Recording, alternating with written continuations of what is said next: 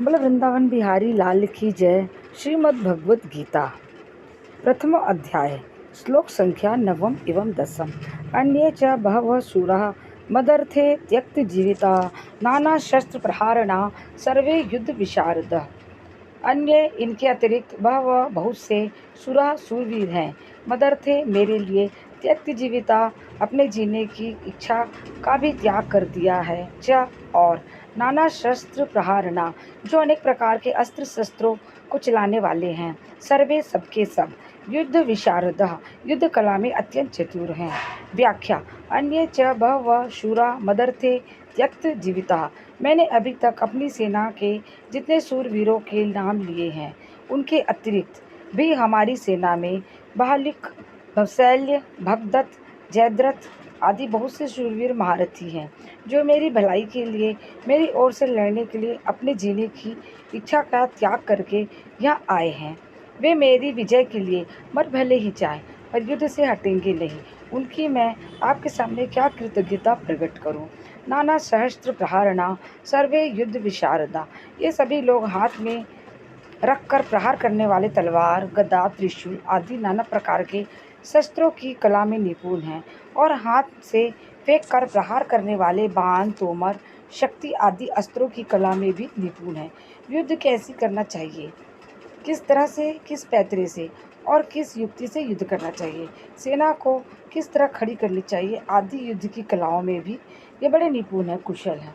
संबंध दुर्योधन की बातें सुनकर जब द्रोणाचार्य कुछ भी नहीं बोले तब अपनी चालाकी न चल सकने से दुर्योधन के मन में क्या विचार आता है, इसको संजय आगे के श्लोक में कहते हैं।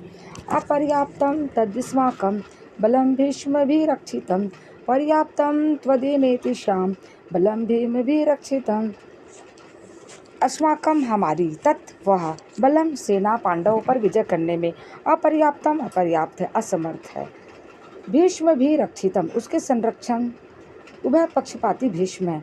तो परंतु एतेषाम इन पांडवों की हिदम यह बलम सेना हम पर विजय करने में पर्याप्तम अपर्याप्त है, समर्थ है, क्योंकि भीम भी रक्षितम इसके संरक्षक निज सेना पक्षपाती भीमसेन है। अतः वह पांडव सेना के संरक्षक के लिए भीमसेन का ही नाम लेता है।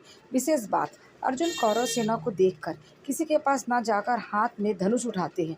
गीता पहले अध्याय के 20वां श्लोक। पर दुर्योधन पांडव सेना को देखकर द्रोणाचार्य के पास जाता है और उनसे पांडवों की व्यूह रचना युक्त सेना को देखने के लिए कहता है। इससे सिद्ध होता है कि दुर्योधन के हृदय में भय बैठा हुआ है। भीतर में भय होने पर भी वह चालाकी से द्रोणाचार्य को प्रसन्न करना चाहता है, उनको पांडवों के विरुद्ध उकसाना चाहता है। कारण कि दुर्योधन के हृदय में अधर्म है, अन्याय है, पाप है। अन्यायी पापी व्यक्ति कभी निर्भय और सुख शांति नहीं रह सकता। यह नियम है। परंतु अर्जुन के भीतर धर्म है, न्याय है। इसलिए अर्जुन के भीतर अपना स्वार्थ सिद्ध करने के लिए चालाकी नहीं है, भय नहीं है, किंतु उत्साह है, वीरता है। तभी तो वे वीरता में आकर सेना के निरीक्षण करने के लिए भगवान को आज्ञा देते हैं कि हे अच्युत, दोनों सेनाओं के मध्य में मेरे रथ को खड़ा कर दीजिए। पहले अध्याय की 21वां श्लोक। इसका तात्पर्य है कि जिसके भीतर नाशवान धन संपत्ति आदि का आश्रय आदर है वो, और जिसके भीतर अधर्म है, अन्याय है, दुर्भाव है, उसके भीतर वास्तविक बल नहीं होता। वह भीतर से खोखला होता है और वह कभी निर्भय नहीं होता। परंतु जिसके भीतर अपने धर्म का पालन है और भगवान का आश्रय है, वह कभी भयभीत नहीं होता। उसका बल सच्चा होता है, वह सदा निश्चिंत और निर्भय रहता है। अतः अपना कल्याण चाहने वाले साधकों को अधर्म, अन्याय आदि का सर्वथा त्याग करके और एकमात्र भगवान का आश्रय लेकर भगवत प्रियतार्थ अपने धर्म का अनुष्ठान करना चाहिए। भौतिक संपत्ति को महत्व देकर और संयोग जन्य सुख के प्रलोभन में फंसकर कभी अधर्म का आश्रय नहीं लेना चाहिए, क्योंकि इन दोनों से मनुष्य का कभी हित नहीं होता, प्रत्युत अहित ही होता है। परिशिष्ट भाव। अर्जुन अस्त्र शस्त्रों से सुसज्जित नारायणी सेना को छोड़कर निशस्त्र भगवान श्री कृष्ण को स्वीकार किया था और दुर्योधन ने भगवान को छोड़कर उनकी नारायणी सेना को स्वीकार किए थे। तात्पर्य है कि अर्जुन की दृष्टि में भगवान पर और दुर्योधन की दृष्टि वैभव पर थी। जिसकी दृष्टि भगवान पर होती है उसका हृदय बलवान होता है, क्योंकि भगवान का बल सच्चा है। परंतु जिसकी दृष्टि संसार की वैभव पर होती है उसका हृदय कमजोर होता है, क्योंकि संसार का बल कच्चा है। संबंध। अब दुर्योधन पितामह भीष्म को प्रसन्न करने के लिए अपनी सेना के सभी महारथियों को कहते हैं। बोलो कृष्ण कन्हैया लाल की जय।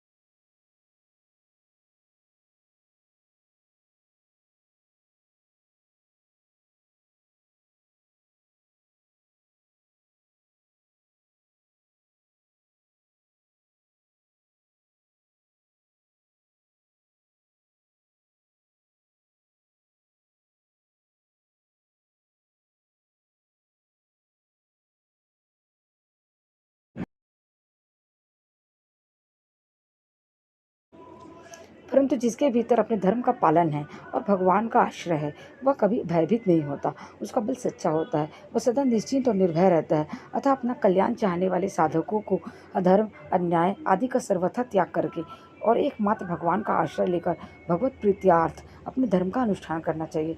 भौतिक संपत्ति को महत्व देकर और संयोग जन्य सुख के लिए प्रलोभन में फंसकर